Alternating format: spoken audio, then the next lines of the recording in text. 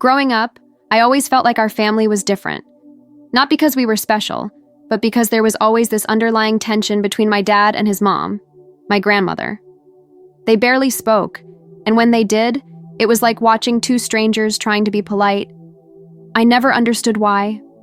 My grandmother lived across the country in a beautiful house by the beach.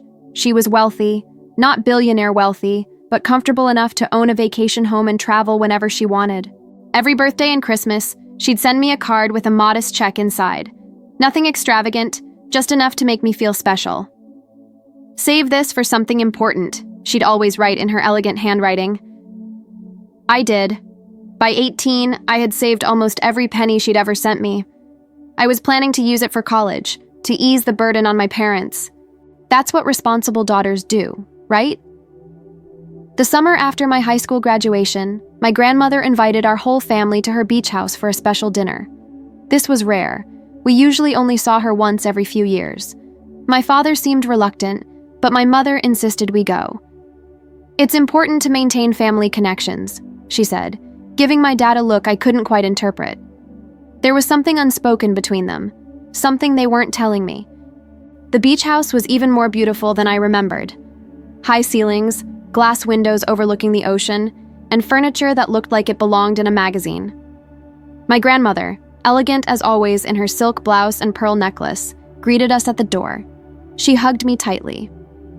"My beautiful granddaughter," she said, holding my face between her hands. "I'm so proud of you. Graduating with honors. You're going to do amazing things." I noticed she barely acknowledged my father, giving him only a curt nod. My mother received a warmer greeting, but the tension was palpable. During dinner, my grandmother asked about my college plans. I explained that I had been accepted to State University and would be starting in the fall. "It's a good school," I said, "and with my scholarships and the money I've saved, I should be able to manage the first year without too many loans." My grandmother frowned slightly. "The money you've saved? You mean the birthday and Christmas gifts?" "Yes," I nodded. "I've saved almost all of it. It's not a huge amount, but it helps." She put down her fork and looked directly at me. "Darling, that's wonderful that you've been so responsible, but what about the car?" I blinked, confused. "What car?" The table went silent. My grandmother's smile faltered. "The car I sent you for your 16th birthday," she said slowly. "The blue Honda. I transferred the money to your father to handle the purchase since you were underage. I thought it would be perfect for driving to college." I felt like the room was spinning. I never got a car. Dad said we couldn't afford one right now, that maybe after my first year of college. My grandmother's eyes hardened as she turned to look at my father. "James, would you care to explain?" My father's face had turned an alarming shade of red. He wouldn't meet her eyes, or mine. "It was complicated," he muttered. "The money came at a difficult time. We had expenses." "Expenses?" My grandmother's voice was deadly quiet. "I sent $20,000 specifically for my granddaughter's car. I made that very clear." $20,000. The words hit me like a physical blow. That was more than all my scholarships combined. That would have covered almost 2 years of tuition. "There were medical bills," my father began, but my mother cut him off. "James, don't." Her voice was shaking. "Not like this." "What medical bills?" I asked, looking between them. "Was someone sick?" No one answered. My grandmother reached across the table and took my hand. "There were no medical bills," she said gently. "And I'm afraid that wasn't the only gift that didn't reach you." The dinner dissolved into chaos after that. My father storming out, my mother crying, my grandmother trying to maintain her composure while telling me things I couldn't process. Apparently, for years, she had been sending substantial gifts for my education fund, money that I had never seen. The small checks and birthday cards were just token gifts, personal touches. The real money had been sent directly to my father as the trustee of my educational trust, a trust that didn't exist. I spent the night at my grandmother's house, alone in a guest bedroom, staring at the ceiling. My phone kept lighting up with texts from my father. alternating between angry defensive messages and pleading apologies. I couldn't bring myself to read them all. The next morning, my grandmother knocked softly on my door. She was already dressed, hair perfect, makeup flawless. How did she manage to look so put together when everything was falling apart? "May I come in?" she asked. I nodded, sitting up against the headboard. She sat on the edge of the bed and handed me a manila folder. "These are the records of everything I've sent over the years," she said. "Bank transfers, copies of checks. I've always kept meticulous records. It's a habit from my days running the business." I opened the folder with trembling hands. The numbers swam before my eyes, but one thing was clear. The total amount was staggering. Over $100,000 since I was born, with the largest amounts in the past few years, earmarked for college. "I don't understand," I whispered. "How could he do this? Where did it all go?" My grandmother sighed. "Your father has always had difficulties with money, even as a young man. It was one of the reasons we became estranged. I had hoped he'd changed, especially when it came to your future." "Did my mother know?" "I don't know, dear. That's something you'll have to ask her." I closed the folder. "What happens now?" "That depends on you," my grandmother said. "I can't undo what's been done, but I can help you move forward. I'd like to pay for your college education, directly to the university, no intermediaries this time, and I'd like you to have the car we talked about." "I can't accept all that," I protested. "It's too much."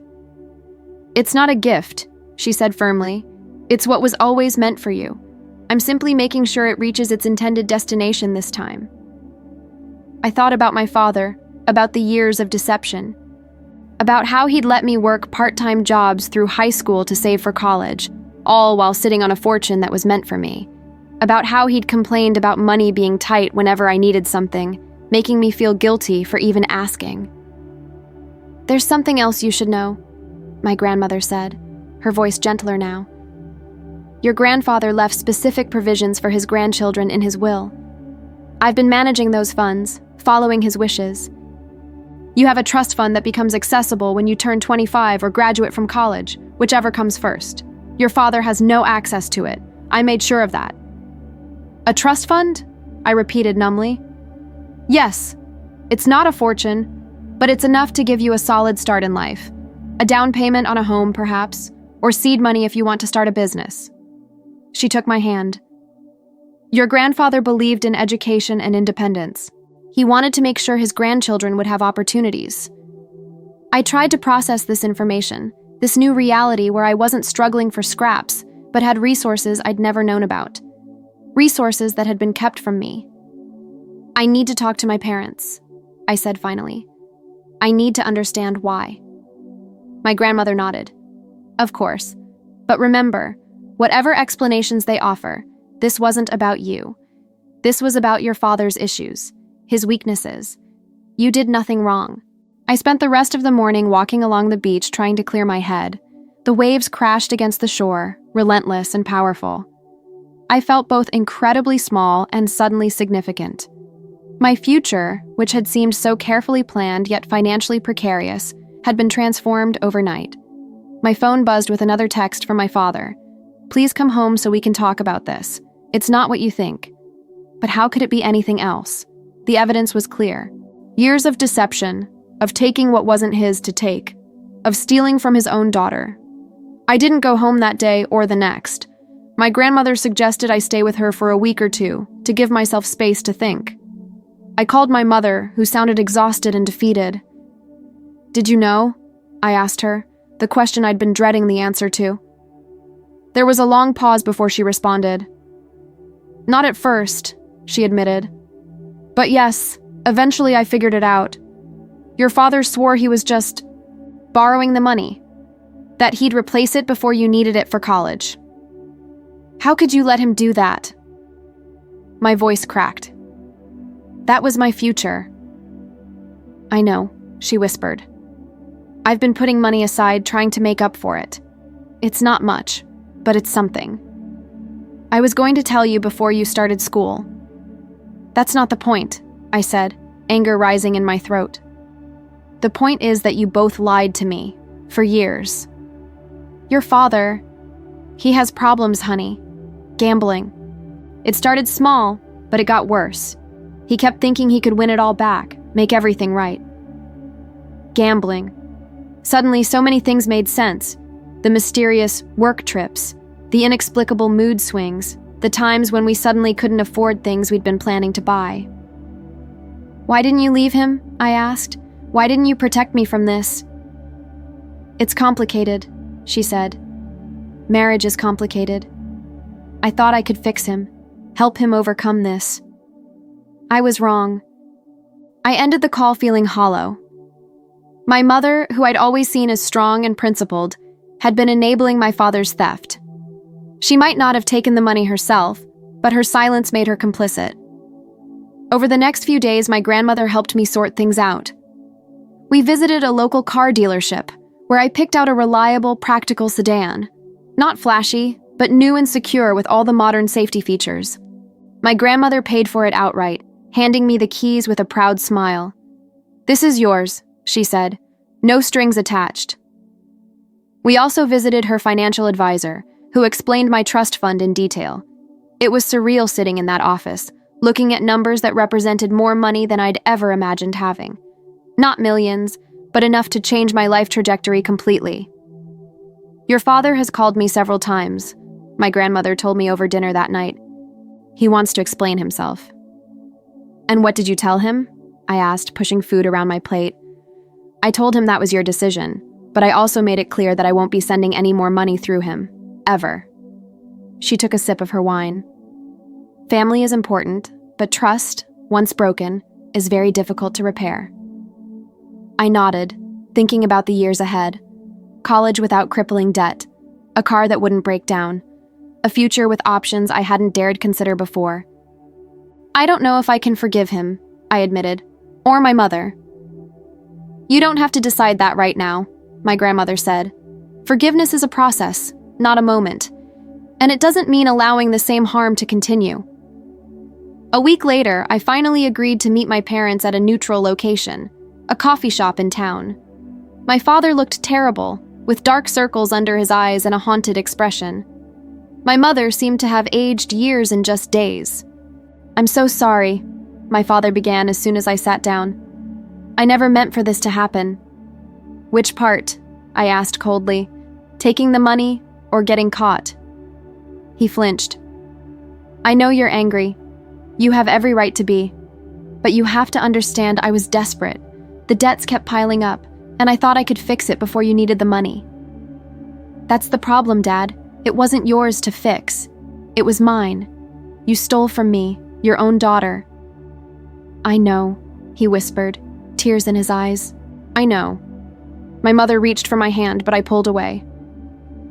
"We want to make this right," she said. "Somehow." "You can't," I replied. "You can't give back what was taken. Not just the money, but my trust, my security." "What can we do?" my father asked. "Please, just tell me what I can do."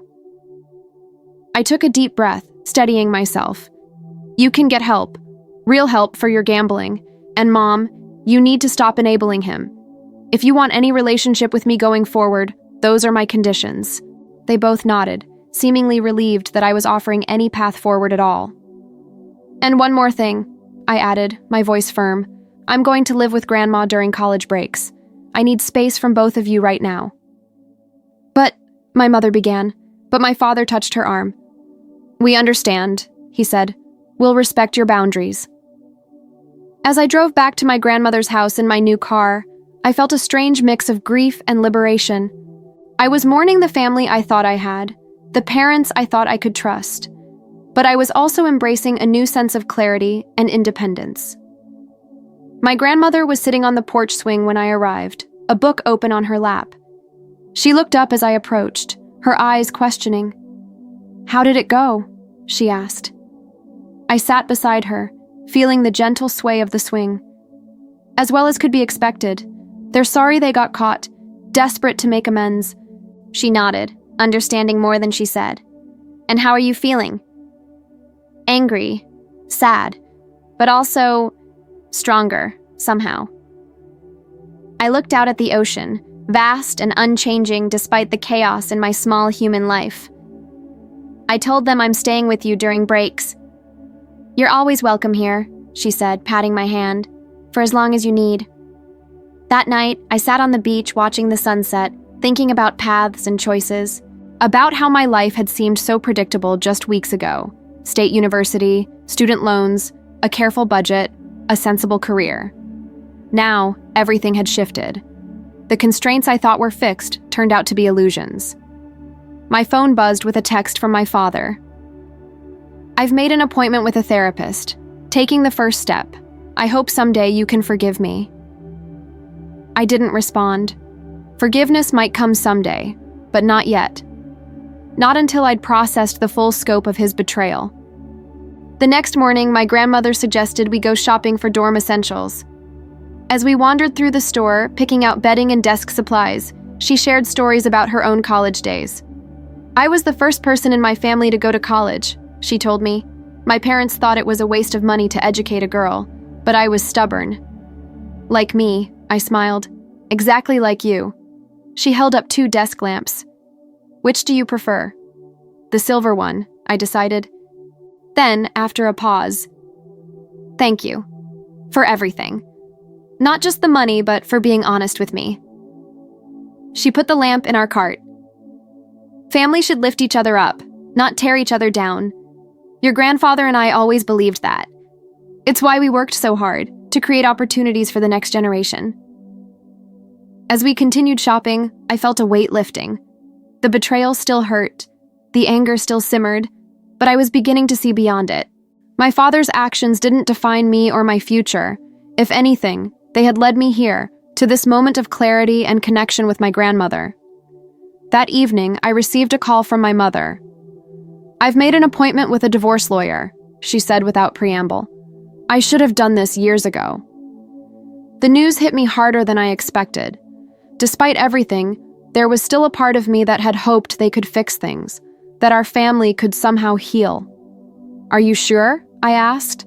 "Yes," she said firmly. "This isn't just about the money he took from you. It's about years of lies and betrayal. I've been making excuses for too long. It's time I stood up for myself, and for you." After we hung up, I told my grandmother about the call. She nodded thoughtfully. "Your mother is stronger than I gave her credit for," she said. "This won't be easy for her."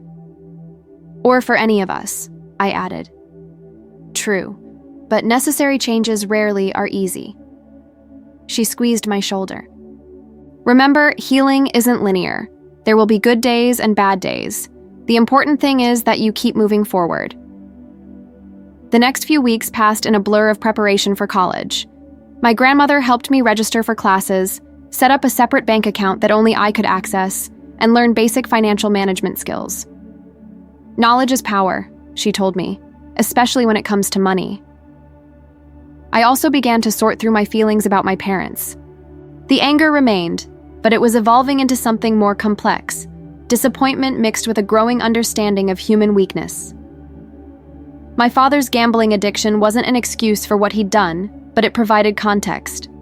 My mother's failure to protect me was unforgivable in many ways, but I could see how she had been caught in her own trap of denial and misplaced loyalty. 2 days before I was set to leave for college, my grandmother handed me another envelope. "What's this?" I asked. "Open it," she said with a smile. Inside was a letter confirming a paid internship at her company's headquarters, available to me for the following summer. "You arranged this for me?" I asked, surprised. "I opened the door," she corrected. "But you'll have to walk through it on your own merit. No special treatment. The hiring manager knows you're my granddaughter, but you'll be evaluated just like any other intern."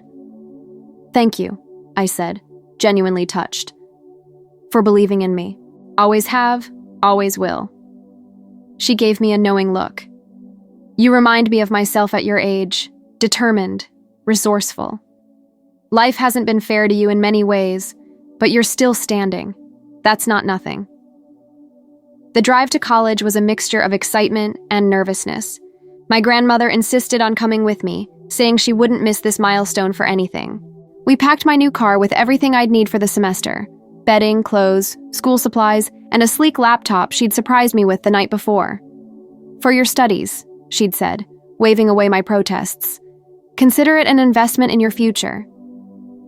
As we drove, I couldn't help comparing this reality to what might have been. Without my grandmother's intervention, I would have been taking the bus to campus, arriving with just a suitcase and whatever supplies I could afford after working all summer. Instead, I was driving my own car, equipped with everything I needed to succeed. "What are you thinking about?" my grandmother asked, noticing my silence. "How different things could have been," I admitted. "If you hadn't invited us to dinner that night," she nodded thoughtfully. "Life often hinges on such moments. But I believe the truth would have found its way to you eventually. Some secrets are too big to stay buried forever." When we arrived at campus, the dorms were buzzing with activity, students moving in, parents saying tearful goodbyes, the air thick with anticipation of the year ahead. My assigned roommate, Haley, was already there, hanging fairy lights around her side of the room. "You must be Ellie," she said cheerfully. "I was wondering when you'd get here." My grandmother helped me unpack, arranging my things with the same attention to detail she applied to everything in her life. I noticed how other parents looked at her elegant clothes, her dignified demeanor, and felt a surge of pride. "Your mom is so stylish," Haley whispered when my grandmother stepped out to bring up the last box. "She's actually my grandmother," I corrected her. "And yes, she is." When it was time for her to leave, my grandmother held me in a long embrace. "Remember," she said quietly, "you are stronger than you know, and you're never alone. I'm just a phone call away." As I watched her drive away, I felt a momentary panic. She had become my anchor in the storm of family betrayal. But I also felt a new confidence blooming inside me. I could do this. I would do this. The first few weeks of college were a whirlwind of new experiences. Classes, campus activities, making friends. It all served as a welcome distraction from the ongoing family drama. My mother called regularly, updating me on the divorce proceedings and her efforts to rebuild her life. "I've found an apartment," she told me during one call. "It's small, but it's mine, and I've applied for a management position at the hospital. Better pay, better hours." "That's great, Mom," I said, genuinely happy for her. "How's Dad taking everything?" She sighed. "He's struggling.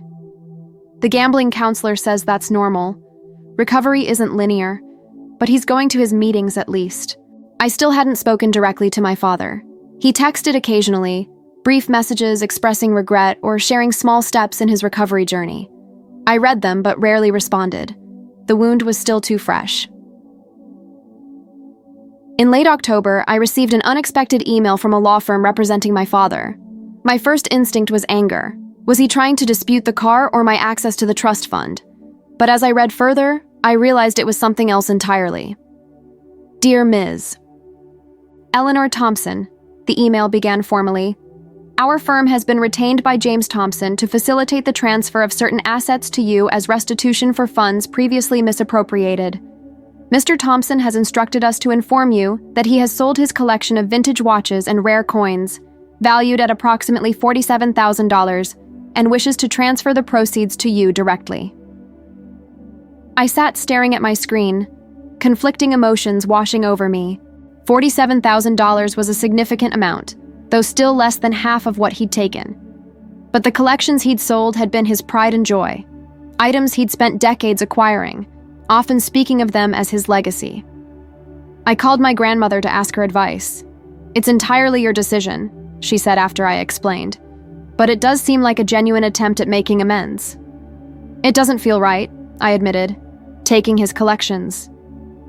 "Think of it this way," she suggested. "He's not giving you his collections. He's returning a portion of what was always meant to be yours. There's a difference." After careful consideration, I responded to the lawyer, accepting the restitution. When the money was transferred to my account a week later, I didn't feel the satisfaction I'd expected. Instead, I felt a complicated sort of grief for the father I thought I had, for the relationship that might never be fully repaired. That night, I finally called him directly. "Ellie?" His voice was disbelieving, hopeful. "Is that really you?" "It's me," I confirmed. I got the money from your collections. Oh. He sounded nervous. Good, that's good. An awkward silence stretched between us, filled with all the things unsaid. You didn't have to sell everything, I finally said. I know how much those collections meant to you.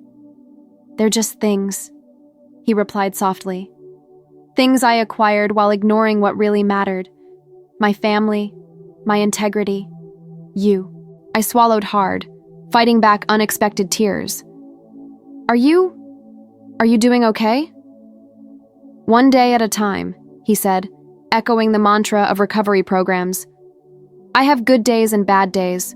Today's a good day, hearing your voice. We talked for nearly an hour. He didn't make excuses for what he'd done, which I appreciated. Instead, he spoke honestly about his addiction, about the shame that had driven him deeper into secrecy, about the relief of finally facing his demons. I don't expect forgiveness, he said toward the end of our call. But I want you to know that I'm committed to being someone worthy of your trust again, even if that takes years, even if it never happens completely. After we hung up, I sat in the quiet of my dorm room, processing the conversation. It hadn't fixed anything. The betrayal still hurt, the trust was still broken, but it felt like a tiny step toward something.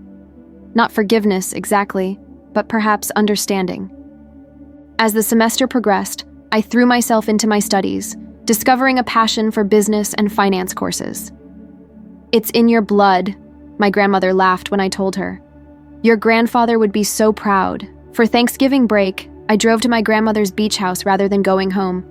My mother joined us, arriving with dark circles under her eyes but a new determination in her step. The divorce will be finalized in January, she told us as we prepared dinner together. It's been harder than I expected, untangling 25 years of marriage, but also freeing. Are you managing financially? My grandmother asked, her tone businesslike but her eyes kind. My mother nodded. I got the management position. The pay is better, and I've worked out a reasonable settlement with James. He's being surprisingly fair about everything. Good, my grandmother said firmly. It's the least he can do. As we sat down to our Thanksgiving meal, just the three of us, I was struck by how much had changed in a few short months. My family had been fractured, rebuilt, and reconfigured. The people I thought I could trust had revealed themselves as deeply flawed, while my grandmother, once a distant figure in my life, had become my rock. Before we eat, my grandmother said, raising her water glass, I'd like to propose a toast to new beginnings, to honesty, and to the family we choose. To new beginnings, my mother and I echoed, clinking our glasses together. After dinner, as my mother and grandmother shared stories in the living room, I stepped outside onto the deck overlooking the ocean.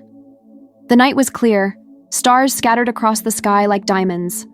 I breathed in the salt air, feeling a sense of peace that had eluded me for months. My phone buzzed with a text from my father. Happy Thanksgiving. I'm grateful for our conversation last month. Hope you're well. This time I typed back, Happy Thanksgiving, one day at a time.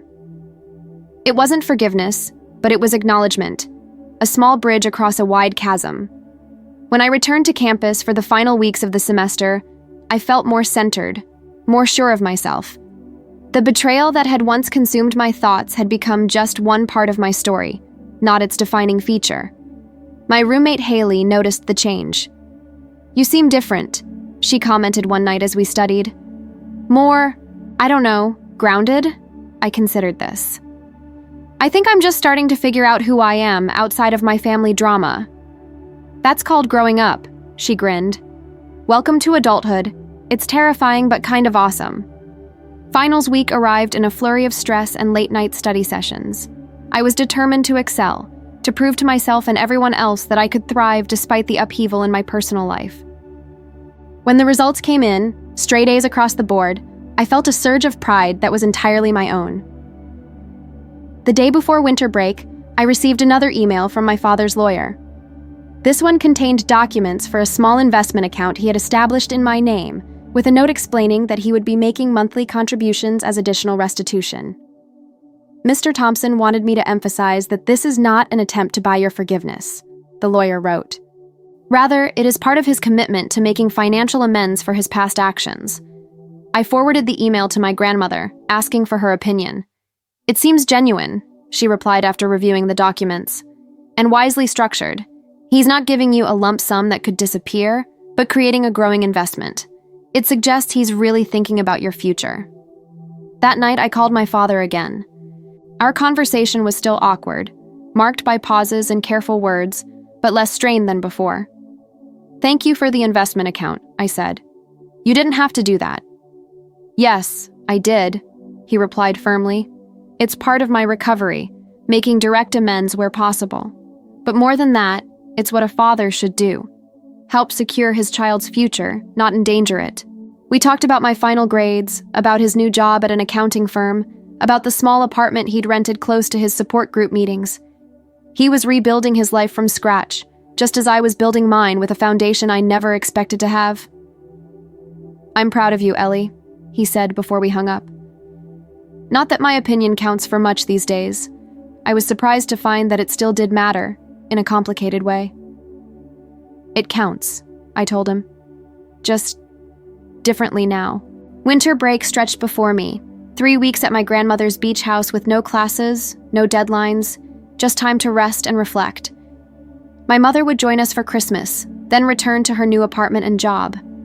My father would remain at a distance, respecting the boundaries I'd established while continuing his efforts at restitution. On my first night of break, my grandmother and I sat on the porch swing, wrapped in blankets against the winter chill.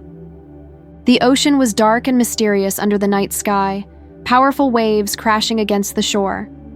"I've been thinking," she said, breaking our comfortable silence, "about the company's summer internship program.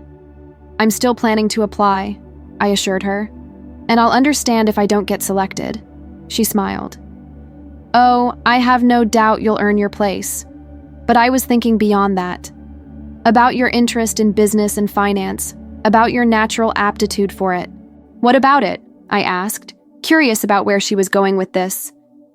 "Your grandfather and I built our company from nothing," she said, her eyes distant with memory. "We always hoped it would become a family legacy, something to pass down through generations. Your father had no interest in it. He preferred quick gains to steady growth, gambling to investment. But you," she turned to look at me, "you might be exactly the kind of leader the company will need in the future." "Me?" I was stunned. "Run the company someday?" "Not tomorrow," she laughed. "But yes, someday, if you're interested.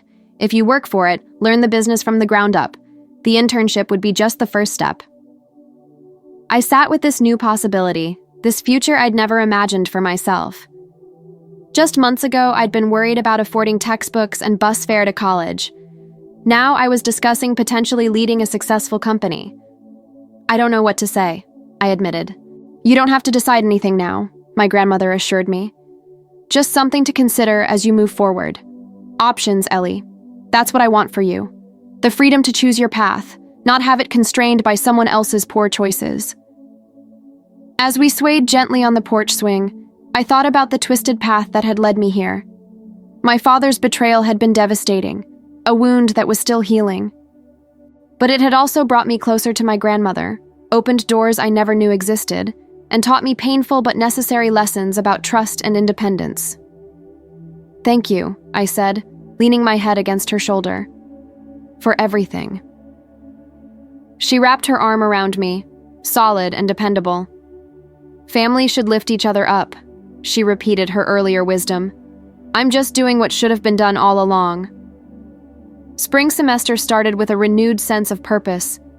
I declared a double major in business administration and finance, inspired by my conversations with my grandmother. The coursework was challenging, but I found myself thriving under the pressure, eager to absorb everything I could about the business world. My relationship with my father continued its slow, careful rehabilitation.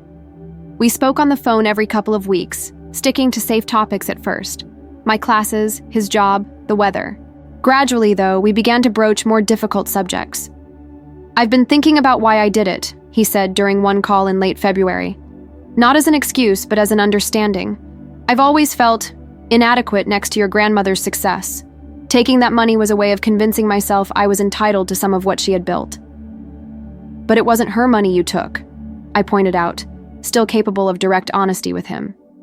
It was mine. I know, he acknowledged quietly. That's what makes it unforgivable. I didn't say I couldn't forgive you, I corrected him, just that I'm not there yet. That seemed to give him hope, a fragile thing I wasn't sure I should be nurturing. But I couldn't deny the progress he was making. Consistent attendance at his gambling recovery meetings, steady work at his new job, faithful contributions to the investment account he'd established for me. In March, my mother called with surprising news. I've met someone, she said, her voice tentative but happier than I'd heard in years. A doctor at the hospital. We've been having coffee after shifts, talking. It's nice. That's great, Mom, I said, genuinely pleased for her. You deserve nice. It's very new, she cautioned, and I'm being careful, taking it slow. After everything with your father, you don't need to explain, I assured her. Just be happy. My own social life had expanded as well. College offered opportunities to meet people who knew nothing about my family drama, who accepted me simply as Ellie, the dedicated student, the reliable friend, the girl with the dry sense of humor. It was liberating to be defined by who I was becoming rather than what had happened to me. As midterms approached, I received an official acceptance into my grandmother's company's summer internship program. Despite her assurances that I would be evaluated fairly, I'd been nervous about the application process, worried that I might be accepted out of nepotism rather than merit. Congratulations, Ms. Thompson, the acceptance email read. Your application stood out for its exceptional academic achievements and thoughtful responses to our questionnaire. We are particularly impressed by your analysis of current market trends and their potential impact on our industry. I forwarded the email to my grandmother with a simple message. I made it. Her reply came quickly. Never doubted you for a moment. This calls for a celebration dinner when you're home for spring break. That celebration dinner turned into something more significant. My grandmother invited not just me, but also my mother, and to my surprise, my father. Are you sure about this? I asked her when she told me her plans. Having him at your house after everything? It's a public restaurant, not my house, she clarified. And yes, I'm sure. Not for his sake, but for yours. Healing happens around tables, Ellie, when people are willing to sit together and break bread. The dinner was set for a Saturday evening at an upscale restaurant overlooking the harbor. I arrived with my grandmother, nervous about the potential for awkwardness or conflict. My mother was already there, looking elegant in a new dress, her hair styled differently than I remembered. You look great, Mom, I told her as we embraced. Really great. Thank you, sweetheart, she smiled. It feels good to take care of myself again. My father arrived last, punctual but clearly apprehensive. He had lost weight since I'd last seen him, and there was a new seriousness in his eyes that replaced the evasive look I'd grown accustomed to over the years. Thank you for including me, he said to my grandmother, his voice humble but dignified. She nodded, her expression neutral but not unkind. Ellie's achievements should be celebrated by her family, all of her family. Throughout the dinner, I marveled at the strange new dynamic between us. My parents, now legally divorced, maintained a careful politeness. My grandmother, once distant from my father, engaged him in direct conversation about his recovery process. And I, the center of this complicated constellation, watched as these relationships reconfigured themselves around the truth we all now acknowledged. When dessert arrived, my grandmother raised her glass. To Ellie, she said, who has shown remarkable resilience and determination in the face of challenges, and to her bright future. Everyone echoed the toast, even my father, whose eyes shone with what looked suspiciously like tears. Later, as we waited for the valet to bring our cars, my father asked if he could speak with me privately. We stepped away from the others, standing near a decorative fountain that partially masked our conversation. I want you to know, he said, his voice steady despite his evident emotion, that I'm putting together a comprehensive record of everything I took from you, every dollar, with interest calculated at standard investment rates for the time period. Dad, you don't have to. He held up a hand. Please let me finish. This is important. I know I can't repay it all at once or even soon, but I've created a payment plan that my counselor and financial advisor both agree is sustainable. It will take years, but eventually you will receive every penny that should have been yours, plus what it would have grown to if properly invested. I was touched by the thoroughness of his plan, by the clear effort he was making. I appreciate that, I said. But I need you to know that I'm okay. Grandma has been incredibly generous. This isn't about ensuring you're provided for, he explained. It's about accountability, about facing what I did and making it right, to the extent that's possible. He took a deep breath. It's also about proving to myself that I've changed, that I can be trustworthy again. I nodded, understanding this was as much about his recovery as it was about restitution. Then I accept, and I'm proud of you for doing this. I know it can't be easy. His smile was sad but genuine. Nothing worth doing ever is. As spring turned to summer, I moved temporarily into my grandmother's beach house for the duration of my internship. The company headquarters was a 30-minute drive away, and I quickly fell into a rhythm. Early mornings at the office, learning every aspect of the business from customer service to financial planning, evenings with my grandmother, discussing what I'd observed and learned. You have a natural aptitude for this, she told me one night as we reviewed quarterly reports together. You see patterns, connections, just like your grandfather did. I felt a growing affinity for the business, an excitement about its potential and my role in shaping its future. It wasn't just about the prospect of eventual leadership. It was about being part of something solid, something built on integrity and vision rather than quick gains and deception. Midway through the summer, I received a call from my father.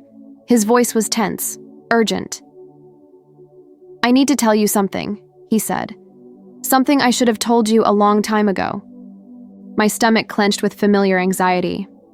What is it? It's about your college fund, the real one, the one I used. There's something specific I did with some of the money that you should know about. I braced myself for another confession of gambling debts or hidden expenses. Go on. I invested a portion of it, he said.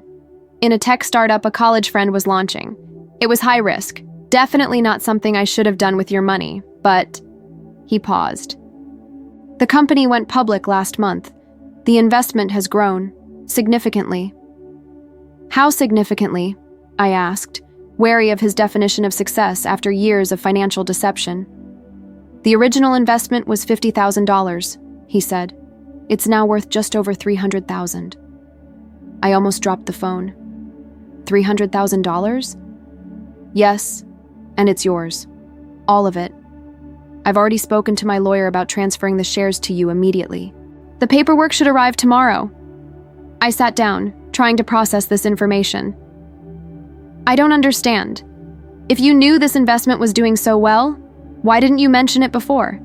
During all those conversations about making amends? Because I couldn't be sure, he explained. These startups are volatile. It could have easily gone the other way, been worth nothing. I didn't want to give you false hope or make it seem like I was trying to buy my way out of what I'd done. I needed to prove I was committed to making things right regardless of whether this particular investment paid off. It was the most honest thing he'd ever said to me, perhaps the first time I'd heard him refuse to take the easy way out when one was available. Thank you for telling me, I said finally, and for doing the right thing with the shares. After the call, I sat on the porch swing, watching the waves and thinking about the strange twists of fate that had brought me here. My father's theft had led to the discovery of my grandmother's support. His confession had opened doors I never knew existed. And now, ironically, his misuse of my funds had resulted in a windfall that would secure my financial future beyond anything I could have imagined. I called my grandmother to share the news. Well, she said after a long pause, that is unexpected. What should I do with it? I asked. It feels wrong somehow, profiting from his wrongdoing. It's not profit from wrongdoing, she corrected me. It's the restoration of what was always yours, plus growth that might have happened anyway if the money had been properly managed. The fact that it came through a risky investment rather than a prudent one doesn't change its fundamental nature. She was right, of course. The money had always been mine, meant for my future. The path it had taken to return to me was circuitous and painful, but its purpose remained the same. When the paperwork arrived, I signed it with mixed emotions, gratitude for the financial security it provided, lingering resentment at the circumstances that had made such restitution necessary, and a growing acceptance that life rarely unfolds in straight, predictable lines. As my summer internship drew to a close, my grandmother invited me to a formal dinner at her home. When I arrived, dressed in my best business attire as requested, I was surprised to find several members of the company's executive team present. "What's going on?" I whispered to her as she greeted me with a kiss on the cheek. "A celebration of sorts," she replied mysteriously, "and a proposal." Throughout dinner, the conversation revolved around business strategy and future plans. I participated actively, drawing on what I'd learned during my internship and my coursework. The executives seemed to value my input, which was both flattering and slightly confusing given my junior status. After dessert, my grandmother stood, commanding the room's attention. "As you all know, I've been considering the company's succession plan for some time. At 78, I'm not getting any younger." There were polite chuckles around the table, but her expression remained serious. "I've always believed that leadership should be earned, not simply inherited, which is why I've taken my time with this decision." She looked directly at me. "Ellie has demonstrated exceptional aptitude during her internship this summer. More importantly, she has shown character and integrity in the face of significant personal challenges." I felt my cheeks warm as all eyes turned to me. "I am proposing," my grandmother continued, "a structured development plan that would allow Ellie to learn every aspect of the business over the next 5 to 7 years, with increasing responsibilities and authority, assuming she continues to excel. At the end of that period, assuming all milestones are met, she would be positioned to assume leadership of the company." The room was silent for a moment before the CFO spoke up. "I think that's an excellent proposal. Fresh perspectives combined with proper mentorship is exactly what we need for the next phase of growth." Others around the table nodded in agreement. I sat in stunned silence, overwhelmed by what my grandmother was suggesting. "Of course," she added, looking directly at me, "this is contingent on Ellie's interest in such a path. The choice is entirely hers." Later, after the executives had departed, my grandmother and I sat in her study, the proposal laid out formally on paper between us. "This is a lot," I admitted. "I'm only 19. How can you be sure I'm right for this?" "I'm not entirely sure," she said honestly. "That's why the plan spans years with clear evaluation points. But I see in you what I saw in your grandfather when we started this company: determination, integrity, and vision." "And if it doesn't work out?" I asked. "If I'm not the right fit after all?" "Then we adjust," she said simply. "Nothing in life is guaranteed, Ellie. But I believe in creating opportunities, in opening doors. What you do with those opportunities is up to you." I thought about everything that had happened since that fateful dinner when my grandmother had asked about the car I never received. How a moment of painful truth had set in motion a complete transformation of my life, my relationships, my understanding of family and trust. "I want to try," I decided. "I can't promise I'll be the leader you hope for, but I want the chance to find out." My grandmother smiled, a rare, full smile that lit up her eyes. That's all anyone can ask for, the chance to discover what they're capable of. As summer drew to a close and I prepared to return to college for my sophomore year, I found myself packing with a new sense of purpose.